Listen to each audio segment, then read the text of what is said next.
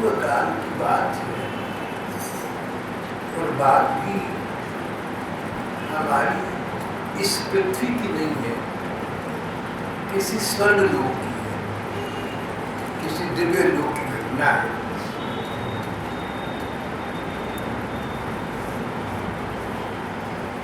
एक महासागर में एक बहुत बड़ा पर्वत था।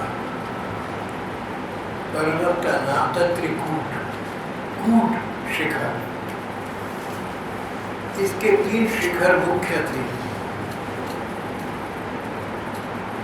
एक स्वर्ण का बना हुआ था, एक चांदी का बना हुआ था और एक लोहे का बना हुआ था। इसके अंदर छोटे मोटे और मैदान कितने शिखर थे, रत्नों से और धातुओं के रंग बिरंगी वर्णों से बने हुए थे।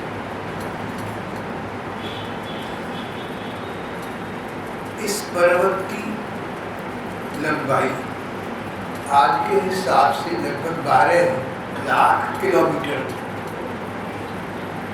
आज के गणित की बात करें, यहाँ पर शब्द आया 10,000 योजन ऊंचा था। 10,000 योजन बराबर है 12 लाख किलोमीटर। इस पर्वत की ऊंचाई भी 12 लाख किलोमीटर थी, लंबाई भी और चौड़ाई भी। कहते हैं प्रकृति ने एक अद्भुत पर्वत तैयार किया था, जिसकी लंबाई, चौड़ाई और ऊंचाई तीनों बिल्कुल बराबर थी। जो इसके पर्वत के शिखर थे अवश्य ही वो सोने चांदी आदि के बने हुए थे। त्रिकूट कहलाता था। इस पर्वत पर झरनों के झर गुंजायमान होती रहती थी। प्रकार प्रकार के वृक्ष से लताएं थी, झाड़ियां थी।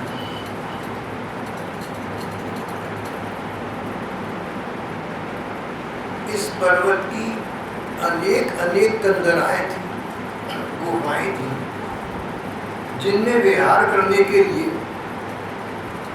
मौज मस्ती करने के लिए, पिकनिक मनाने के लिए, जिनमें विहार करने के लिए गंधर्व और अप्सराएं आदि प्राय आया जाया करते थे।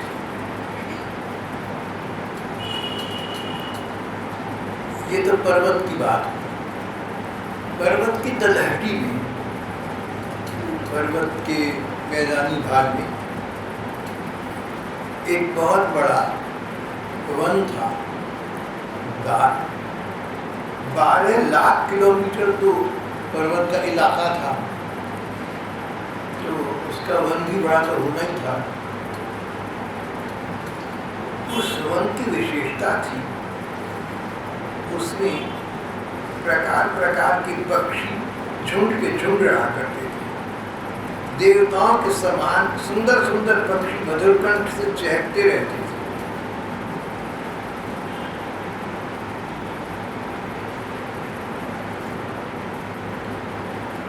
न जाने कितने ही पशु पक्षी यहाँ निवास करते थे। जंगली जानवर के झुंडों से सुशोभित रहते थे। यहाँ पर अनेक नदियाँ थी, अनेक सरोवर थे। एक सरोवर तो बहुत ही बड़ा था, उसका जल बड़ा निर्मल था। उसके किनारे की बालू चमकती रहती थी। उसमें देवियाँ स्वर्ग से उतर कर आती और स्नान किया करती थी।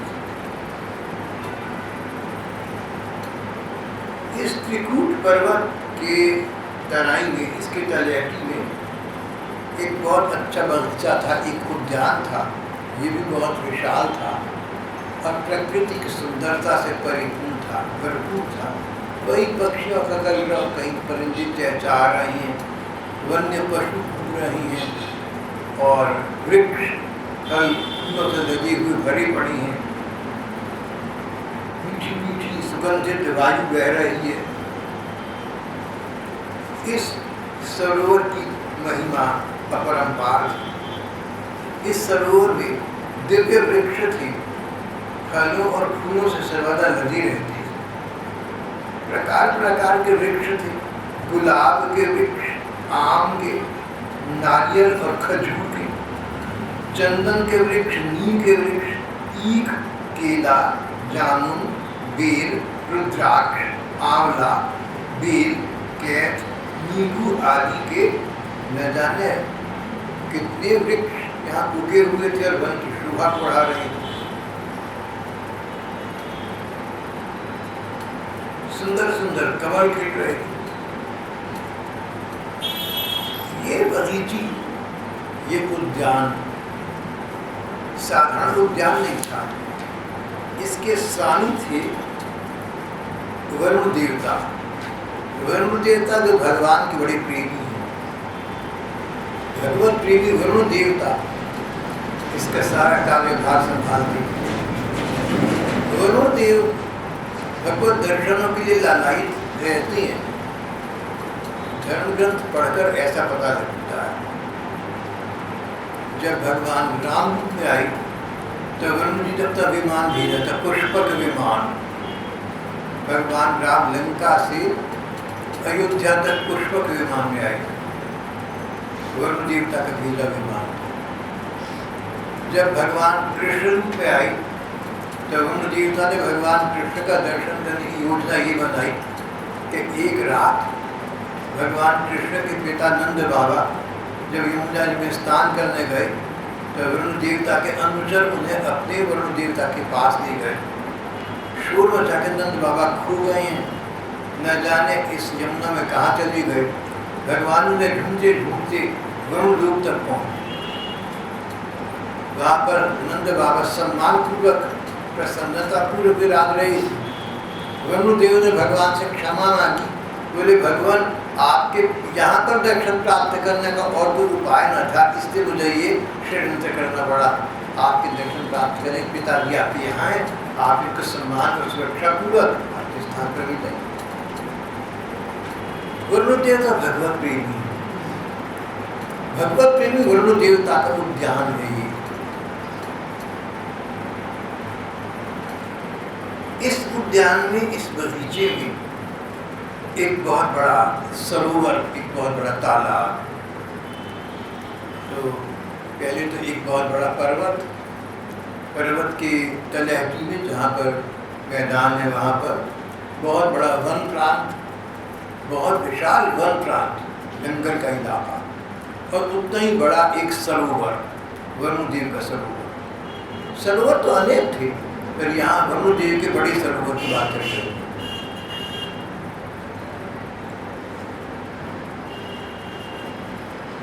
सरोवर में सुनहरे कमल खिल रही थी, प्रकार प्रकार के फूलों की अनूठी छटा छिटक रही थी, मत वाले भौरे गुंजार रहे थे, सुंदर सुंदर पक्षी चहचहा रहे थे, हंस और सारस दल के दल भरे हुए थे, बत्तख और पपीहे कूद रहे थे, मछली और कछुओं के चलने से कमल के फूल जाते थे, उनसे उनका पराग भरकर जल को और भी सुगंधित और सुंदर बना रहे थे।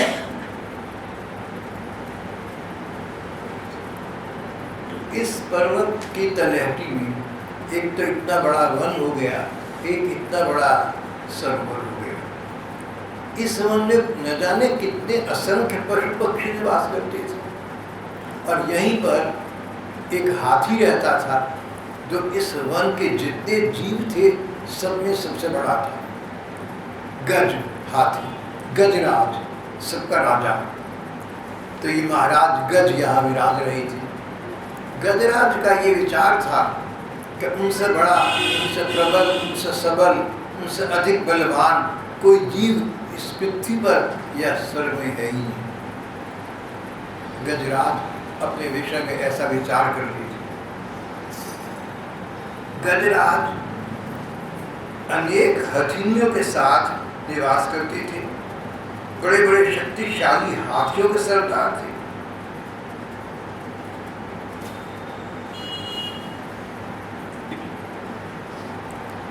जहाँ कहीं गजराज की महक आ जाए वहाँ से शेर भी भाग लेते थे डर के मारे। ये गजराज इतना बलवान था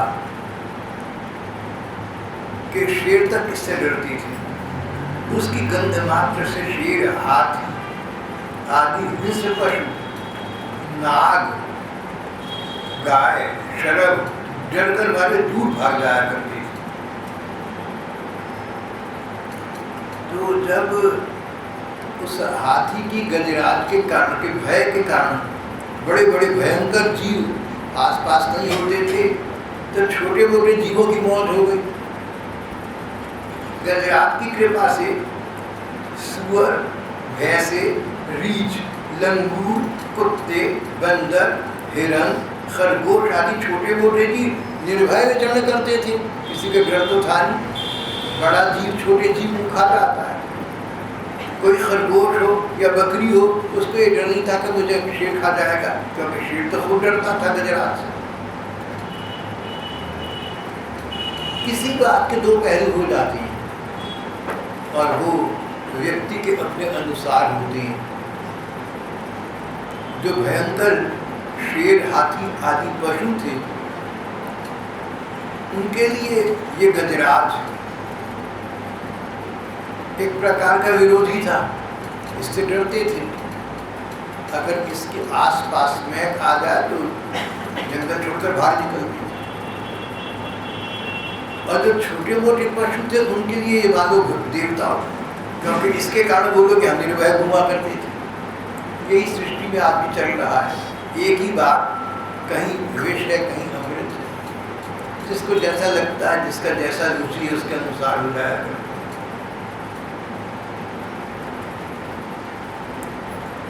जब वो गजराज यहाँ चलता तो एक बार की पहाड़ हिल जाया करता था।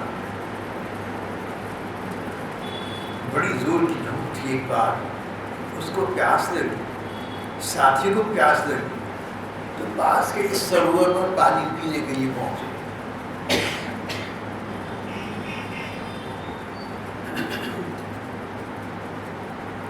सरोवर को और वहां के निर्मल जल को देखकर गजराज, हाथी और हथिनिये, इनके बच्चे सब लोग मौज मस्ती करने लगे, बहुत पिकनिक मनाने लगे। वो गजराज मोहग्रस्त होकर जल की फुहारें छोड़-छोड़कर साथ की हथिनी और बच्चों को नहलाने लगा, उनके मुंह में सूंड डालकर जल पिलाने लगा। काल भगवान की महिमा है। व्यक्ति को क्या पता होता है कि एक क्षण क्या होने वाला है। आगे जाकर पता लगेगा कि मौत इसके सिर पर सवार थी, लेकिन उससे अनभिज्ञ, अनपरिचित, उसका विचार भी इसको न था।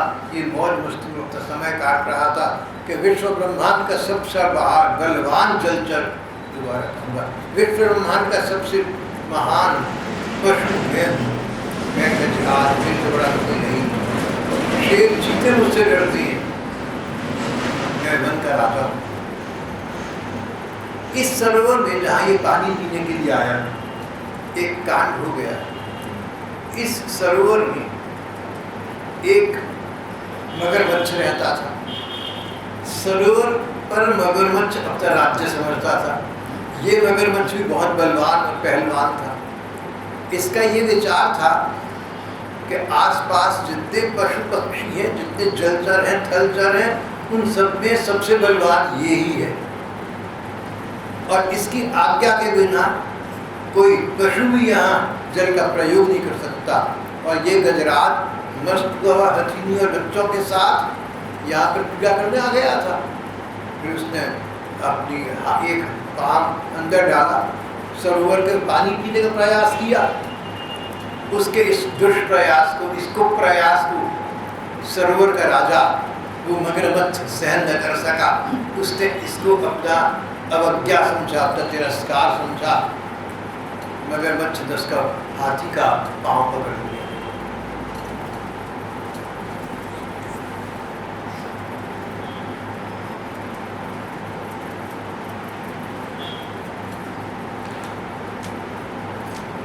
अपनी पूरी शक्ति के अनुसार गजराज ने अपने पाँव को उस जलचर से छुड़ाने की चेष्टा की, परंतु छुड़ा न सका। दूसरे हाथियों ने, हथिनियों ने, बच्चों ने देखा कि उनके स्वामी को बलवान ग्राह बड़े वेग से खींच रहा है। वे बहुत घबरा रहे हैं, तो उन्हें बहुत दुख हुआ। वे विकलता से चिंघाड़ने लगे। बहुतों ने उसे सहायता पहुंचाकर जल से बाहर निकाल लेना चाहा, परंतु वे सब असमर्थ रहे। जैसे गजराज सारी जंगल का सबसे बड़ा राजा था, ऐसे मगरमच्छ उस सरोवर का सबसे बड़ा राजा था। तो एक जैसे मिल गए, एक जैसे अभिमानी मिल गए। ग्रंथकार कहते हैं बड़े से बड़े बलवान को अपने से बड़ा बलवान कहीं ना कहीं मिल जाता है। कभी ये न समझो तुम्हारे पास कोई गुण ऐसा है जो संसार में न किसी के पास है, न होगा, न भूतो न भविष्य। ये गुण तो किसी में न पहले हुआ, न आज है, न हो सकता मेरे पास है। ऐसा कभी न समझ। हाथी भी समझ रहा था, मगरमच्छ भी ये समझ रहा था। अब दोनों इकट्ठे मिल गए और मिले विरोधी और विपक्षी के शत्रु के तौर पर मिले। लड़ते लड़ते इन दोनों को बहुत समय बीत गया। दोनों अपनी अपनी पूरी सत्ता शक्ति लगाकर भिड़े हुए थे। कभी गजेंद्र मगरमच्छ को ग्राह को बाहर खींच लेता और कभी ग्राह मगरमच्छ गजेंद्र को अपने जल के भीतर खींच ले जाता।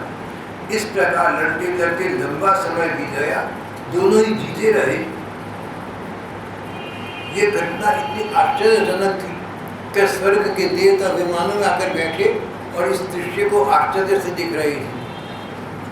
देवताओं की दृष्टि में तो मनुष्य कुछ नहीं, पशु क्या होंगे, और दो पशु इतने बलवान मिल गए कि इतना लंबा समय बीत गया, दोनों एक दूसरे से कुछ जीत नहीं पा रहे हैं।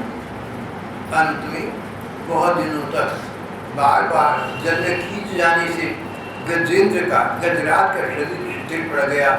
न तो उसके शरीर में बल रहा, न मन में उत्साह। शरीर में बल हो और मन में उत्साह, मनोबल हो, तभी विजय प्राप्त होती है। इसमें दोनों मिले। न तो उसके शरीर में बल रह गया, न मन में उत्साह रह गया, शक्ति क्षीण हो गई। उधर वो मगरमच्छ, वो ग्राह, वो तो जल का ठहरा, वो तो जल का ही जीव था, इसलिए उसकी शक्ति क्षीण होने के स्थान पर बढ़ गई। वे बड़े उत्साह से और भी बल लगाकर गजराज को खींचने लगा। गजराज स्थल का पशु था और गज में पानी में आधा डूबा हुआ था। वो तो मानो गलता जा रहा था समय के साथ साथ। मगरमच्छ है ही जल का जीव, उसको तो कोई हानि नहीं, वो और बल पकड़ता गया। जैसे जैसे हाथी निर्बल होता गया, दुर्बल होता गया, वैसे वैसे मगरमच्छ सबल होता गया। ये तो संसार ऐसा ही है, एक की हानि दूसरे का लाभ, एक का लाभ दूसरे से मिलन, एक का लाभ दूसरे की हानि, किसी से मिलन है किसी से जुदाई।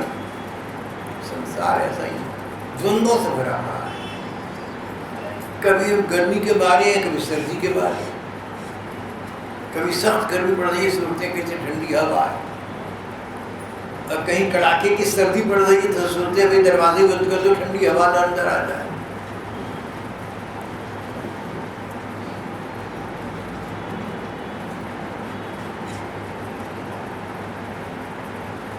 देहाभिमानी गजेंद्र बेचारा प्राण संकट में पड़ गए।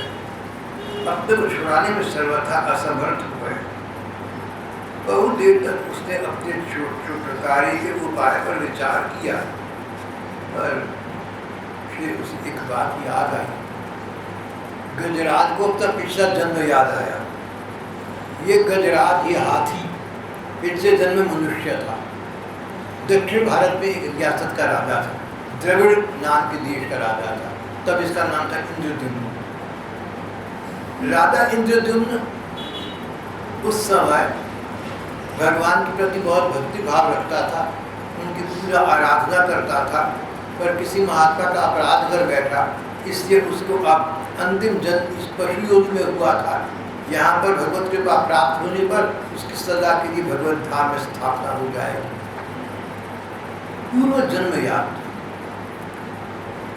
हिंदू संस्कृति में जो विशाल सबल आधार खंड है, आधारशिलाएं आस्तिकता की, उनमें एक है पूर्व जन्म का सिद्धांत। व्यक्ति मात्र का जन्म अवश्य ही होता है। करोड़ों करोड़ों जन्म होते और कहीं भी हो सकते हैं। जो व्यक्ति आज जंगल का राजा हाथी बना हुआ है, पिछले जन्म में ये भारतवर्ष यानी पृथ्वी पर ये राजा हाथी था, स्वर्ग के एक तलहटी का। स्वर्ग कितनी दूर है, दिव्य लोकों का था। पृथ्वी तो बड़ी साधारण सी सृष्टि है उनके लिए। स्वर्ग का ये हाथी अपने पिछले जन्म में पृथ्वी के हिंदुस्तान नाम के दक्षिण मुल्क में एक रियासत का राजा था। तब इसका नाम इंद्रद्युम्न था। इसको कोई अपराध कर गया था, इसको श्राप मिला था कि पशु योनि में, हाथी योनि में जाओगे, मगर भगवान की कृपा से तुम महामुक्त हो जाओगे। पूर्व जन्म इसे याद था। व्यक्ति के अनेक अनेक जन्म होते। आस्तिकता के आधारशिला का दूसरा स्तंभ है कर्म का फल। जैसे पुनर्जन्म अवश्य होता है, ऐसे कर्म का फल अवश्य होता है। करोड़ों करोड़ों जन्मों के बाद भी किसी का कर्म का फल व्यक्ति को मिल सकता है।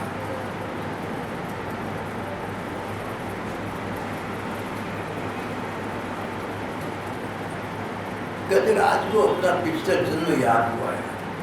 अरे मैं भारत नाम के देश में दक्षिण दिशा में एक राजनगरी का, एक रियासत का राजा था। मेरा नाम इंद्रद्युम्न था। मैं भगवान की रोज एक स्तोत्र बोलकर पूजा किया करता था। वो स्तोत्र याद आ गया। अगर तुम आज कोई अच्छे काम करोगे ना, इसी जन्म पर सहायता तब कर देंगे। ऐसा न समझना कि अंतिम जन्म में 80 बरस के, 90 बरस के, 100 बरस के मर गई, बात खत्म हो गई। इस जन्म में जो संस्कार बने हैं हमारे अच्छे या बुरे, अगले जन्म में ये बाधा या सहायता बन सकती है। जड़ भरत की कथा तो आप सब लोग सुन पड़िए। हिरण में ममता होने से हिरण बन गए थे, लेकिन उन्हें पूर्व जन्म याद रहा था, इसीलिए कि पिछले जन्म में उन्होंने भगवान को पाने की साधना की थी। उसका फल समाप्त नहीं हो सकता था, उसका तुरंत फल ये मिला कि उनको पूर्व जन्म याद था। पूर्व जन्म याद होने का लाभ ये हुआ कि उनको याद था कि मैंने क्या भूल की जिससे मैं इस पशु योनि, हिरण योनि में आ गया, वो भूल न दोहराऊं दोबारा। और जब अगले जन्म वो जड़ भरत के रूप में प्रकट हुए, ब्राह्मण देवता के या बेटे के रूप में हुए, तो संसार को असार मानकर अलग रहते थे, ईशा देव से मुक्त रहते थे। अंत में उनको भगवत गति की प्राप्ति हुई। मिलती जुलती कहानी यहाँ बन गई। गजराज को याद आया, पूर्व जन्म में राजा था, एक स्तोत्र के द्वारा भगवान की आराधना किया करता था।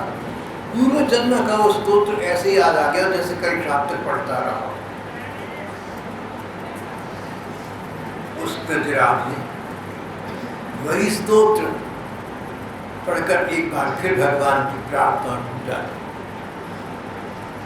श्रीमद् भागवत में विद्वान जनों ने इसका नाम गजेंद्र मोक्ष रखा है।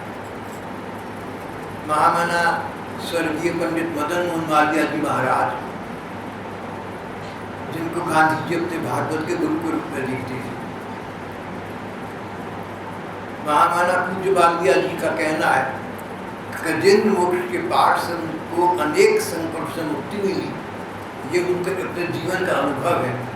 वो कहते हैं केवल पढ़े लिखे के आधार पर नहीं, मैं अपने जीवन के अनुभव पर आधार पर कहता हूँ कि गजेंद्र मोक्ष से किसी भी कष्ट से मुक्ति मिलती है।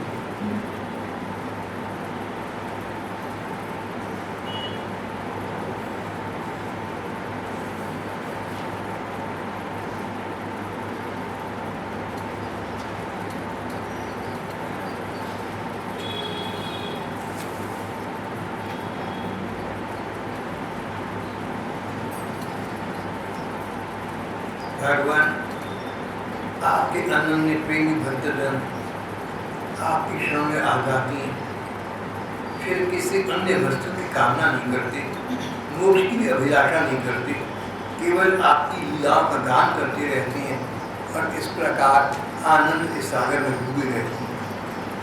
एकांतिनो यस्य न कंचनार्थम वांछन्ति ये वै भगवत् प्रपन्ना अत्यद्भुतम तच्चरितम सुमंगलम गायन्त आनंद समुच्चवत्ता।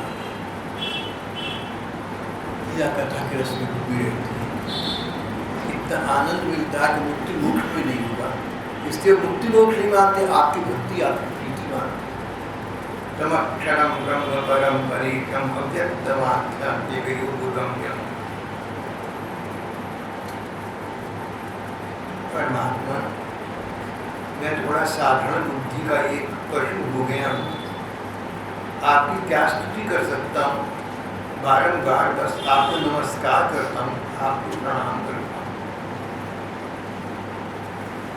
गजराज ने अपने स्तोत्र में बार बार भगवान को नमस्कार किया, प्रणाम किया। अगर हम भगवान की आराधना करना चाहते हैं, उपासना करना चाहते हैं, अगर भगवान से किसी कष्ट से मुक्ति चाहते हैं, अगर भगवान से किसी कामना की पूर्ति चाहते हैं, अगर भगवान की सकाम भाव से उपासना करते हैं या निष्काम भाव से उनके प्रेम की प्राप्ति के लिए कामना करते हैं, और इतनी बुद्धि नहीं है कि हम उनका कोई अच्छा संस्कृत स्तोत्र बोल सकें या गीता भागवत का पाठ कर सकें, तो मन ही मन उन भगवान के रूप का ध्यान करके बारंबार उनको नमस्कार करना, प्रणाम करना, उनके चरणों में माथा टिका देना, इतना ही उन प्रभु का कृपा प्रसाद प्राप्त करने के पर्याप्त है।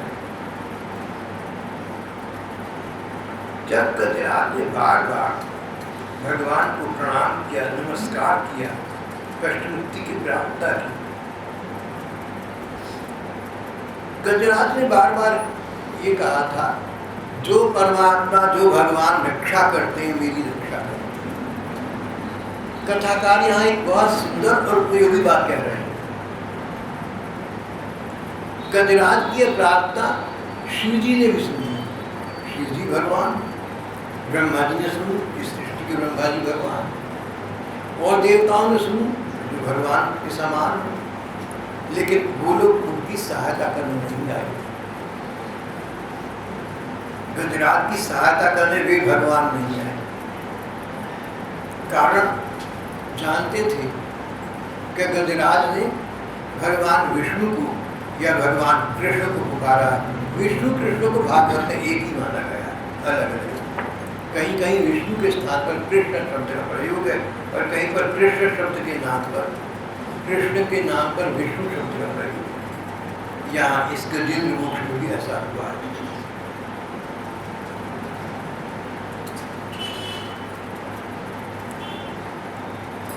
भिन्न भिन्न नाम और रूप वाले देवता उनकी रक्षा करने के नहीं आए।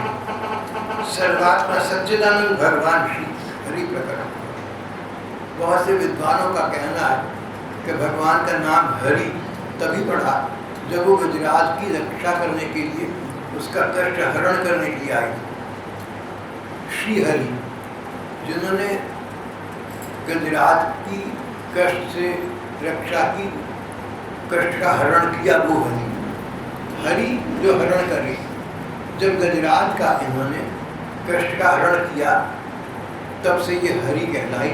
ऐसा बहुत सी धर्म ग्रंथों का, विद्वानों का कहना है। यहाँ पर इतना लिखा हुआ है कि स्वयं भगवान श्री हरि वहाँ प्रकट हो गए, हरि रूप में प्रकट हो गए, कष्ट हरण करने वाले के रूप में प्रकट हो गए। विश्व के एकमात्र आधार भगवान ने देखा कि मुझे पुकार रहा है। भक्ति शास्त्र के आचार्यों का कहना है कि एक निष्ठा को ऊपर करा रहे, एक निष्ठा, किसी एक देवता की आराधना करो, कहीं की नहीं। अगर तुम्हारे मंदिर में शिव जी भी है, गणेश जी है, जगन माता भी है, साईं बाबा भी हैं, और जो आजकल के भगवान, पिछले जमाने के भगवान भी हैं, अपने जमाने के भगवान भी हैं, तो तुम सोचो कि कष्ट में पुकारने पर कोई सा भगवान पाई जाएगा? एक भी नहीं आएगा। सब सोचेंगे दूसरों का काम, दूसरों को पुकारा, हम इतने बड़ी भगवान है, उससे ज्यादा भगवान। ऐसा विद्वानों का कहना है। इसलिए अगर तुम जीवन तत्व वस्तु की प्राप्ति करना चाहते हो, तो तुम्हें एक निष्ठा का आश्रय लेना चाहिए। गजराज ने एक निष्ठा का आश्रय लिया था, अन्य देवता नहीं आए। विशेष यहाँ पर विशेष वर्णन करा गया है, ब्रह्मा आदि देवता गजराज की रक्षा करने के लिए नहीं आए। तत्राखिलार मरमयु हरिराधिरास, सर्वात्मा भगवान श्री हरि ही वहाँ प्रकट हुए। जब भगवान को आप आते देखा, गरुड़ पर विराजमान चक्रधारी भगवान को आते देखा। भगवान चतुर्भुज रूप में आ रहे थे, शंख चक्र गदा और पद्म उनके 4 हाथों में थे, गरुड़ जी पर सवार थे। गजराज को कृष्णपड़ा देखा तो भगवान ने अपने वाहन गरुड़ को ये नहीं कहा कि रुको मैं उतरता हूँ, वो कूद पड़े। भगवान भक्तों की रक्षा के लिए समय नाश नहीं करते।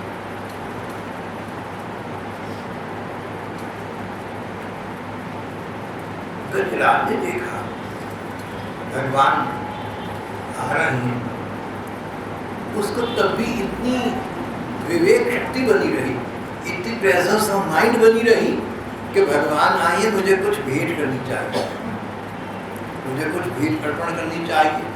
लाचार गजराज के पास सब कुछ था ही, लेकिन पास से उसने आता हुआ एक फूल देखा, कमल का एक सुंदर फूल, वो उसने अपनी सूट से उठाया, भगवान को ही अर्पण कर दिया और एक बार फिर नमस्कार किया।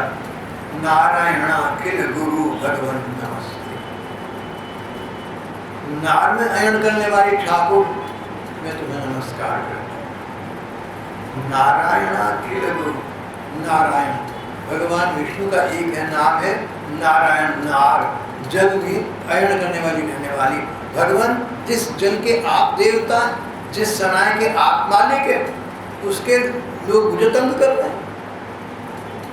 अगर किसी सराय के मालिक आप हैं, मैं वहाँ फंसता हूँ गलत लोगों में, उनको पता लगे कि मालिक मेरा दोस्त है, तो मुझे कष्ट नहीं देंगे, मालिक मेरी सहायता करेगा। गजराज ने कहा था जल के स्वामी आप हैं और मैं आपका अनुचर। भला ये जल या यहाँ के जीव मेरा क्या बिगाड़ सकते हैं भगवान? कहीं शेर का भाग सियार न ले जाए। इसमें आपकी सत्ता की अवहेलना है, इसमें आपका तिरस्कार है कि मैं आपकी वस्तु, मैं आपकी लायबिलिटी, मैं आपकी जिम्मेदारी हूँ और मुझे एक ग्राह, मुझे एक मगरमच्छ मार दे, पराजित कर दे। ये मेरी जीत, मेरी हार नहीं है भगवान, ये आपकी हार हो जाएगी। आप तो नारायण हैं, आप तो जल में अयन करते हैं, आप मेरे स्वामी हैं, मेरी रक्षा करना आपका विभाग। नारायण अखिल गुरु। दूसरी बात, जीव मात्र गुरु आप ही हैं। गुरु वही है जो शिष्य कष्ट का पड़ जाए तो बिना शिष्य की प्रार्थना करे, बिना शिष्य की योग्यता पात्रता को देखते गुरुदेव संसार के सागर से शिष्यों को उबार दिया करती है। मैं तो एक सागर पढ़ा हूँ। नारायण अखिल गुरु भगवान नमस्ते। ऐसे भगवान परमात्मा ने तो आपको केवल नमस्कार ही कर सकता है, लेकिन नमस्कार करते करते उसने एक फूल बहा आ रहा था, कमल का फूल था, भगवान को अर्पण कर दिया। देखो तो तुम कहो ना भगवान मैं लाचार हूँ, मैं विवश में कुछ कर नहीं सकता, तुम्हारी इबादत कबूल हो जाएगी, तुम्हारी प्रार्थना स्वीकार हो जाएगी अगर सच्चे मन से कह रहे हो। सच्चे मन का प्रमाण ये होगा कि ये कहने पर मैं तो मेरे पास तुम्हें देने को कुछ भी नहीं है, अरे फूल है, पानी है, कुछ तो है, हृदय तो है, वो तो अर्पण करो। नारायण अखिल गुरु भगवान नमस्ते। भगवान ने देखा गजेंद्र कितना व्याकुल हो रहा है, एक बार भी गरुड़ को छोड़कर कूद पड़े और कृपा करके उस मगरमच्छ को, जिसने अपने मुंह में गजराज का पांव भरा हुआ था, कूद पड़ी, बिना आग या ताव देखे उस मगरमच्छ, उस ग्राह को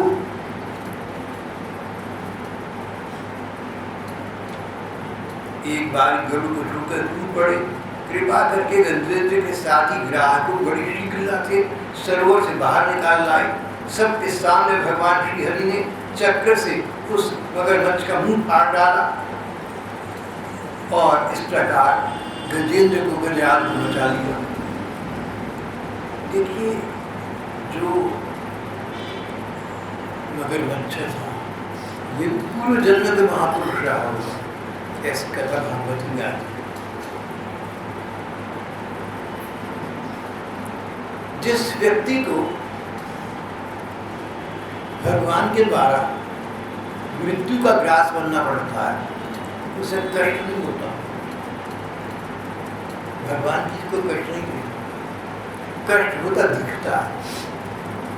अगर केवल दिखने की बात करें तो युद्ध में राम जी या भगवान कृष्ण पर लोग अस्त्र प्रयोग करते हैं, कहीं कहीं तो आता है भगवान के खून निकल आया, सब कुछ नहीं कि लोगों ने सब देखा। भगवान के खून तो होता ही नहीं, निकलेगा क्या? भगवान के तत्व स्वरूप इलेक्ट मास के बने हुए नहीं, नाटक है उनका ही संसार, इसमें ऐसा लगता है। भगवान श्री हरि ने चक्र से ग्राह का मुंह फाड़ डाला, जिस मुंह से भगवान के भक्त हाथी को इस ग्राह ने, इस मगरमच्छ ने कट किया, तो भगवान ने वो मुंह तोड़ दिया, काट डाला। दिखा तो ये कि भगवान ने इसको दंडित किया, पर सच बात ये नहीं थी। दंड क्या दिया? भगवान ने तो उसको वरदान दिया, क्योंकि जब भगवान के द्वारा उसका स्पर्श हुआ, देखने में लोगों को उसकी मृत्यु का कारण भगवान का चक्र बना, पर गहराई की बात ये थी भगवान के आयुध के स्पर्श से उस ग्राह का परम कल्याण हो गया। और पिछले जन्म में ये एक गंधर्व था, वहाँ इसे किसी प्रबलता के कारण श्राप मिला था कि जातु ग्राह बन जा। फिर कृपापूर्वक वरदान मिला था भगवान के द्वारा दिन मुक्ति हो जाएगी। आज वो दिन इसका आ गया। जब जब मृत्यु का समय समीप आता तो जो भगवान के जन है वो मृत्यु के समीप नहीं आते, भगवान के समीप आते। अगर आपकी उम्र ऐसी हो गई हो कि आपको ज्यादा तो अजी क्या पता कब तक दुनिया में, अच्छी बात है, कब मरी हो कब पाई हो पूर्ण परमानंद। अगर भगवान का सच्चे मन से नाम एक बार भी लिया गया तो मृत्यु के बाद वो भगवान पीछे नहीं रहेंगे, आपकी सहायता करेंगे। एक बार लिया गया भगवान का नाम, सहायता करेंगे। और ग्रंथ तो यहाँ तक कहती है कि अगर मन में सचमुच कोई पूर्वकृत पाप हो, कोई हमने गलत काम किए, कोई पाप किए, सचमुच मन में भूल का दुख है, हमें पश्चाताप सच्चा है, तो जो हमने पुण्य कर्म किए, भागवत गीता पढ़ी, रामायण पढ़ी, जो धर्म ग्रंथ पढ़े, इस प्रकार के जो भक्ति पर पुण्य कर्म किए वो इतने अधिक हैं कि हमारे पश्चाताप के द्वारा, पश्चाताप की अग्नि में हमारी भूल को, हमारे कर्मों को जला के राख कर देंगे और भगवान के पास हमारी सदगति की प्राप्ति हो जाएगी। मगरमच्छ बेचारा पिछले जन्म में गंधर्व था, एक ऋषि का कृपा प्रसाद इसे प्राप्त हो गया था। अपनी मूर्खता और मूर्खता के कारण से जलचर तो बन गया, मगरमच्छ तो बन गया, लेकिन भगवत कृपा का पात्र भी बना। पूर्ण जन्म के कारण, ऋषि वरदान के कारण भगवान ने देखने में तो इसका वध किया और ग्राह को छुड़वाया। सचमुच भगवान के आयुध का स्पर्श होने से इसे अपने गंधर्व लोक की पुनर्प्राप्ति हो गई। और गजराज भगवान भक्तों की रक्षा करते हैं, भगवान ने गजराज की तुरंत रक्षा की।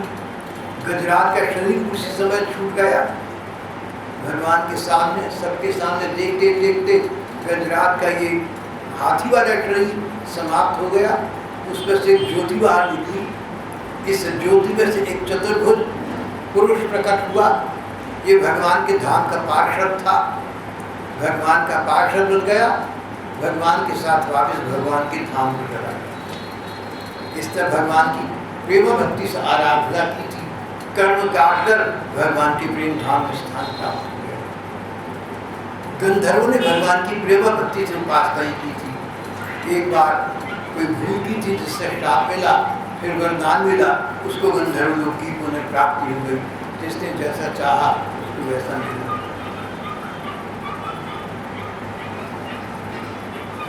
झोली मेरी तंग है, तेरे यहाँ कमी है।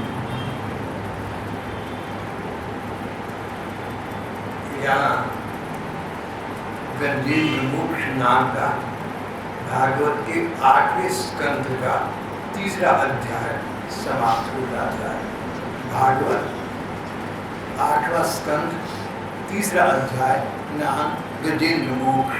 कहते हैं गजेंद्र मूर्ति के पाप से बड़े बड़े कष्टों से निवारण हो जाता है। अभी मैंने आपसे कहा पूज्य पाद महामना पंडित मनमोहन मालवीय जी का निजी अनुभव था, उन्होंने पुस्तक में ऐसा प्रकाशित किया।